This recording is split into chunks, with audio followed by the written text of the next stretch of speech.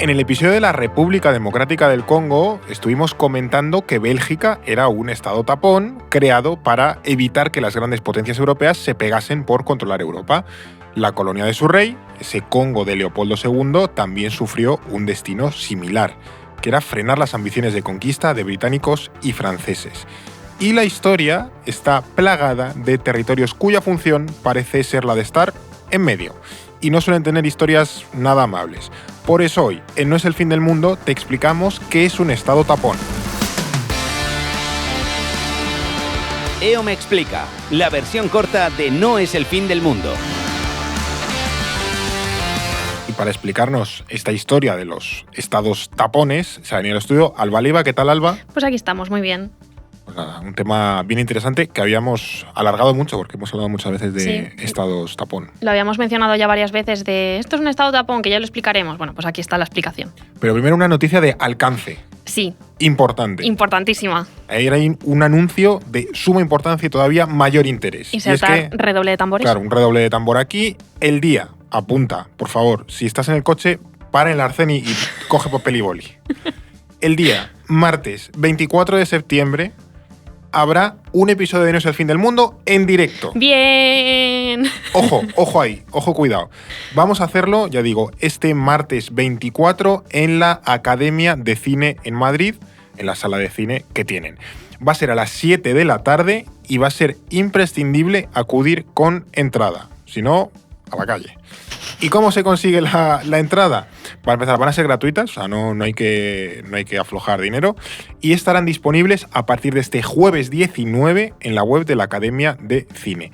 A partir de ese día, en el episodio, además, sale el episodio ese jueves 19, vas a encontrar el enlace para conseguir esas entradas tanto en nuestras redes sociales, como ya digo, en las descripciones de los episodios, a partir de ese día. Así que si quieres acompañarnos en directo, estate pendiente a partir de este jueves. Cancela tu agenda, llama a Nancy y dile: Nancy, cancela mi agenda a partir de este día, cancela la agenda a partir del día 24, deja a los críos con los abuelos y te vienes. Y ya está, y de farra. Si tienes tope. Clase, sáltate clase, porque en el fondo vas a aprender también. Está perfectamente legitimado. Sí, yo creo que es totalmente justificado. Claro. O sea, venir a ver las caritas de aquí, que tienes tus podcasters favoritos. Escuela de idiomas, nada es importante. Esto es una cita imprescindible. Así que ya te digo, el martes 24 de septiembre va a haber un episodio, el episodio de esa semana, que saldrá el jueves 26. Lo vamos a hacer en directo en la Academia del Cine y eso, el jueves 19 salen las entradas. Pero no te quepa duda que te iremos avisando en los siguientes episodios. Con un tema bien chulo. Sí. Que ya lo desvelamos este jueves, el jueves lo contamos, sí. Pero es un tema bien chulo. Sí, aunque es cierto que en la Academia de Cine y una sala de cine de la geopolítica de la patata no vamos a hablar. Eso puedes descartarlo, pero bueno, te puedes ir haciendo una idea. Volvamos a nuestros estados tapón y expliquemos lo más básico. ¿Cómo definimos un estado tapón? ¿Qué es exactamente esto? Pues mira, Fer, un estado tapón es un país independiente ubicado geográficamente entre dos o más potencias enfrentadas que, en teoría, ejerce de colchón. Evita o frena que se enfrenten, básicamente. Los estados tapón son normalmente pequeños, pues como Bélgica, aunque no tiene por qué, y precisamente el estar en medio de las disputas geográficas de otros los hace muy vulnerables. Sí. Algunos de ellos se han convertido en los campos de batalla de dos bandos enfrentados.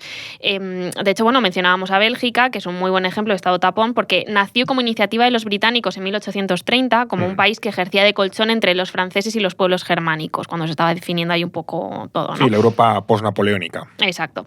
Pero se terminó convirtiendo igualmente en un campo de batalla tanto en la Primera como en la Segunda Guerra Mundial. Sí.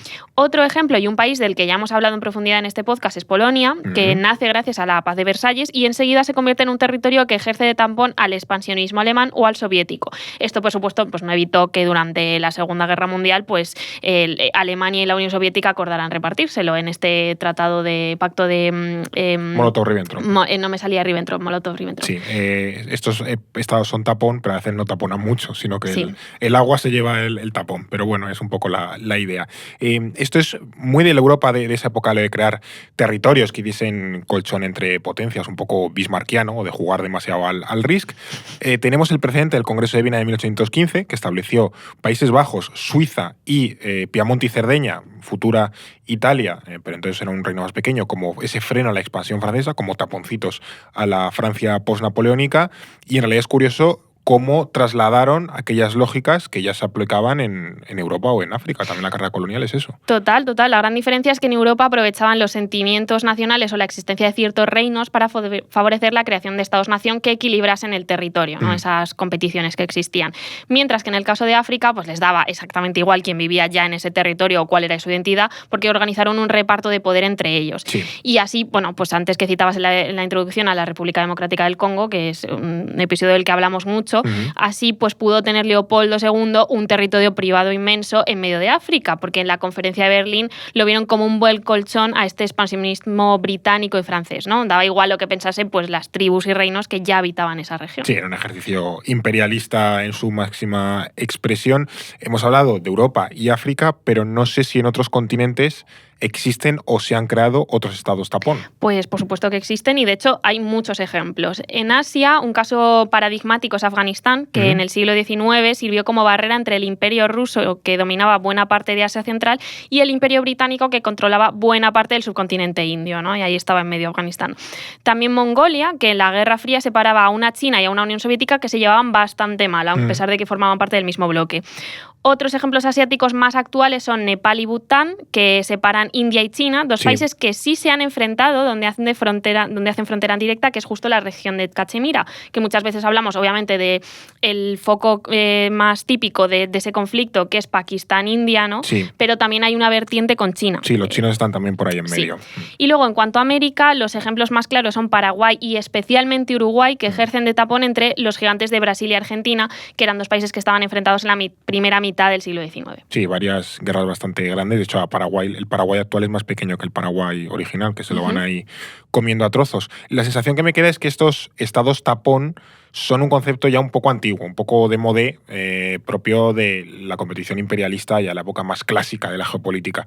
No sé si podemos decir que todavía es un concepto vigente o algo activo que se pueda funcionar y que tenga sentido los estados tapón. Pues es una pregunta bastante interesante porque en un principio el concepto de estado tapón no encaja en el mundo de Naciones Unidas, claro, ¿no? Porque de acuerdo al derecho internacional actual, los estados son libres e independientes y no existen para proteger los intereses de sus vecinos o los intereses de otros. Son territorios que pueden decidir su destino, ¿no? Pero como ya hemos comentado varias veces en este podcast, el derecho internacional y el mundo de Naciones Unidas se está deteriorando poquito a poco para dar paso a uno que prioriza la competición y la violencia como forma de hacer funcionar el mundo, ¿no? De lograr nuestros intereses estratégicos. Y en este contexto, pues este concepto de los estados tapón puede ser una idea geopolítica a recuperar o que se esté recuperando realmente. Sí, que a veces, o sea, en origen los estados tapón se creaban así para hacer de tapón, pero puede haber ocasiones que por distintas dinámicas un estado creado en X momento se pueda convertir en un tapón para, yo qué sé, el narcotráfico o una potencia y tal, que es un poco circunstancial. Justo, de hecho, hablamos de hay estados tapón que son artificiales o que se crean con ese objetivo, se aprovechan un sentimiento nacional o una identidad que hay ahí, pues decimos, mira, aquí me viene bastante bien, pero hay veces que simplemente son un estado que ha nacido porque sí y de repente pues se ve en medio de una competición de otros dos de sus vecinos, ¿no? Claro, y pues, se convierte ahí en tapón y se queda con esas dinámicas. Esto, bueno, ya ha pasado un poco, lo vemos en Europa. Para Rusia, por ejemplo, Ucrania forma parte de su zona de influencia porque, bueno, lo entiende como un estado que ejerce de ese tapón / colchón, porque también a veces se les llama estados colchón, frente a esa Europa de la OTAN. Ucrania hace ahí un poco de amortiguación. Totalmente, porque y además en Ucrania se enfrentan esos dos modelos, ¿no? Este realista geopolítico que dice que los países valen lo que las potencias más poderosas decidan y el más idealista que cree que la independencia de un país tiene que ser respetada y que, pues eso, que Ucrania no le debe a Rusia ser un colchón anti-Europa, que tiene derecho a defenderse y a decidir con quién se relaciona. Por eso esta guerra es también muy importante para todos los países fronterizos, ¿no? Porque si la historia de Polonia está marcada por haber sido un estado tapón entre los intereses de grandes potencias, es normal que apoye a Ucrania y sea de los que más defienden resistir ante Rusia, ¿no? Porque establece ese paralelismo histórico. Claro, que en parte, por ejemplo, los países de la antigua órbita comunista, tipo la RDA y cosas así, también a su vez eran estados tapón entre el bloque de la OTAN y la propia Unión Soviética. Bueno, yo creo que, ya digo, en esta pincelada cada país tiene su historia, ¿no? Pero esto es un poco a grandes rasgos lo que significan los estados tapón. Muchas gracias, Alba, por contárnoslo. Gracias a ti. Y gracias a quienes nos están escuchando, a ti que nos escuchas en Spotify, en iVoox, en Amazon, en Apple. Recuerda nuestro directo del día 24, el jueves 19 salen las entradas y las podrás conseguir. Así que si te quieres venir con nosotros a vernos en directo a la Academia de Cine, pues estate pendiente. Y nada, que en unos días nos tienes aquí de vuelta en No es el fin del mundo. EO me explica, en No es el fin del mundo, un podcast para comprender en 10 minutos las ideas y conceptos que mueven la realidad internacional. Producido por The Voice Village, dirección Eduardo Saldaña, conducido por Fernando Arancón y guión de David Gómez y Alba Leiva, producción ejecutiva Ricardo Villa, diseño de sonido y sintonía original Pablo de Diego.